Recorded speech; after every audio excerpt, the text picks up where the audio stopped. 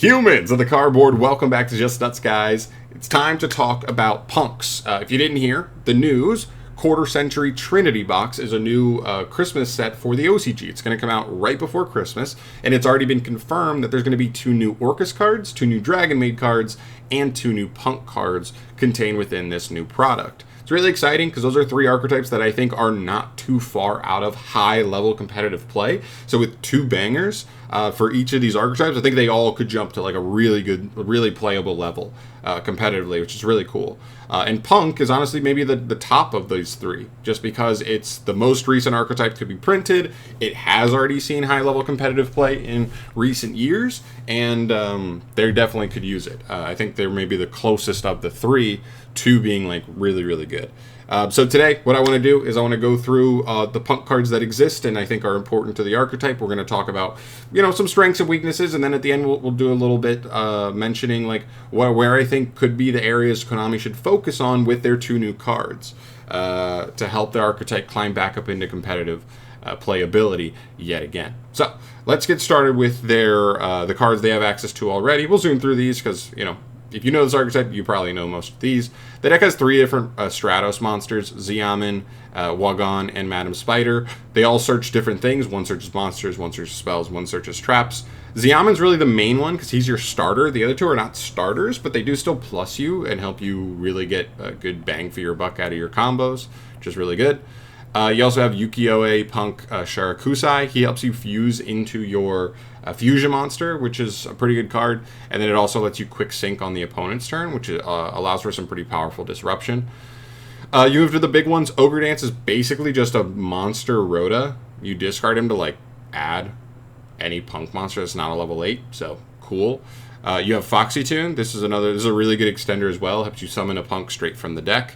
And then you have Deer Note, pretty powerful card that helps you get extra bodies on field as well. Better in a pure Punk build, but when you see this engine splashed in other decks, you usually don't see this card seeing play in those engines, but still. Next up, you have Punk Jam Extreme Session. This is the field spell for the deck. A really good card. Helps pull a Punk out of the hand, which can actually be pretty good in certain situations, but also every time you pay 600 life points with a psychic monster while this is on field, you draw a card, and you can do that up to twice per turn. So this card makes so a lot of your combos just draw 2. So in a Punk build where you're playing 15-ish hand traps, you're drawing into 1 or 2 of those, especially since you've been pulling your engine out of the deck already. So your just chances of hitting 1 or 2 hand traps there and adding that to your end board is really, really strong, because it means even if your opponent has a board breaker, even if your opponent stops you from most of your combo resolving, you could still have 2-3 hand traps in hand, and that's going to be really hard for them to play through, especially if they've already thrown 2-3 cards out of their own hand, right? There's 2 really bad spells. We're not even going to worry about those. Those are terrible. E-Telly's insane for the deck, right? All of your low-level guys are all level 3 psychic, so E-Telly is nasty in this deck. It is right at home here. Then you have 2 traps. Gabu's kind of like an imperm in the archetype, but you can't activate it from hand. And then Nashiwari Surprise is kind of just like a pop if you control a Punk. So they're both playable. I don't know if I'd want to ever play both in the deck, especially since you're not usually setting up both turn 1 anyway. But I think you're picking which one you like in the format, and I think you can go with it. They're both playable enough that if you're getting for free off of Madam Spider, they're totally good. And then to the extra deck, you have Rising Carp. Pretty weak card to Ash Blossom, but man, it's strong.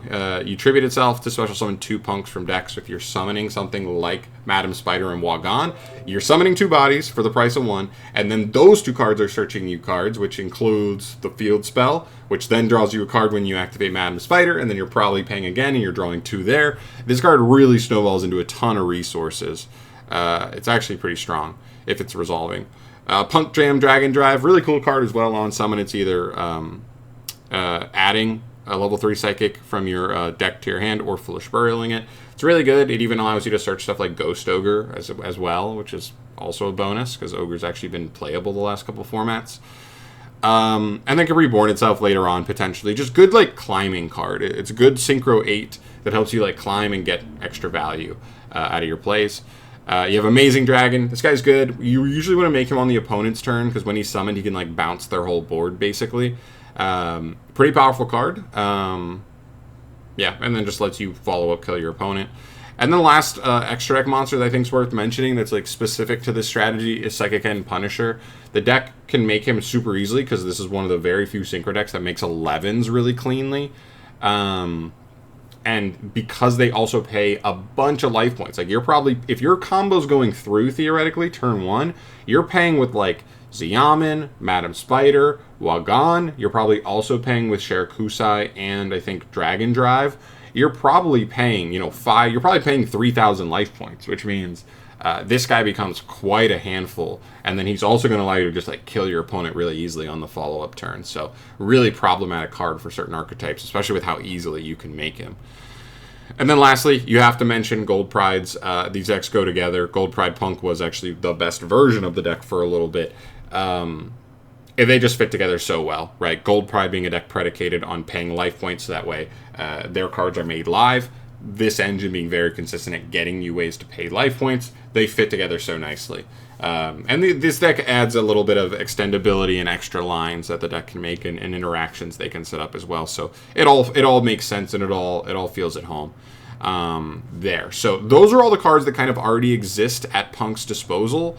From here, I think the deck feels solid. Like losing the Dragon Synchro, the Chaos Ruler Dragon Synchro, that hurt, and it does feel like Dragon Drive, the newer Synchro, didn't quite fill that slot as much as you may have wanted, because it itself doesn't pull anything out of the hand, although theoretically you could be searching something and then using the field spell, which you've already gotten, to pull it out of hand. But, are you sometimes just searching Ghost Ogre? And so it's like, sure, it's just like you're adding Ghost Ogre while you're synchro climbing into your real plays.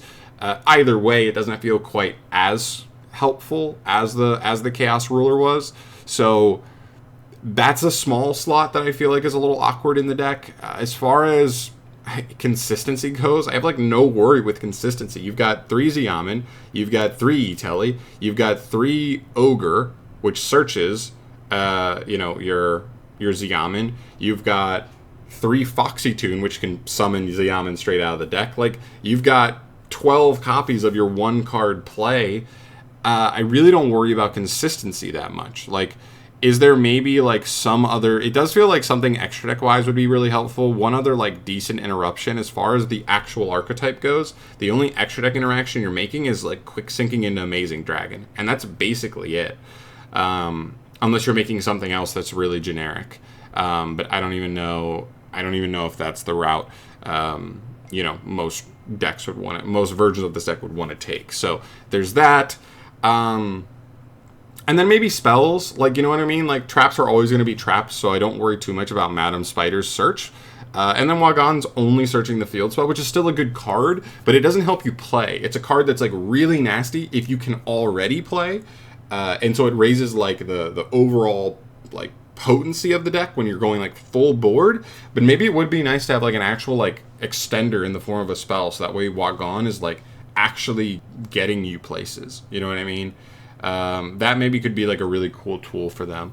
Maybe they could get some kind of spell that's like, if you control a Punk, you can summon another Punk from the deck, and then I don't know if it's like put one back or send a card from mana graveyard to try and make it a little more fair by like taking away some hand advantage or whatever. But something there that's a little awkward piece for me. Like, no complaints about Xiamen or any of the cards that help get to him. Wagon searches whatever. Madam Spider searches its traps, so it is what it is. I think they could definitely capitalize on a little bit of that somehow, some way, by making just his spell search maybe something a little more proactive. But yeah, I honestly, the deck still, like, reading through the cards, I'm like, man, this deck does have a lot of pieces. I think this is the most complete of all 3 of the archetypes here. And so it's hard for me to give you, like, a super definite, exact type of card that I think, like, saves them. It just feels like they're just a little bit outside of good enough right now. So I don't think it would take that much. As long as the 2 cards are good and accessible for the deck, I think it's really doable, for sure. And they could do it in a lot of different ways. So there you go. Those are my thoughts on Punk. Hopefully, if you are a big fan of Punk, that they get the kind of support that allows them to be, just closer to what they were before in the competitive scene. Otherwise, let me know your thoughts down below. I'd love to hear your guys' thoughts on this. I have the Punk engine, but I've never really played a full-on Punk deck, so I'd love to hear your guys' thoughts from somebody who has played Punk more in depth and knows a lot about the deck and knows what their, from a more inside standpoint, what their biggest weaknesses are. I'd love to hear what you guys would want to see to patch up those weaknesses or even just accentuate their strengths even more. I'd love to hear that down in the comments below. But I'm out of here for today. Thank you so much for watching as always, guys. I will see you in the next video. Subscribe for more. Peace.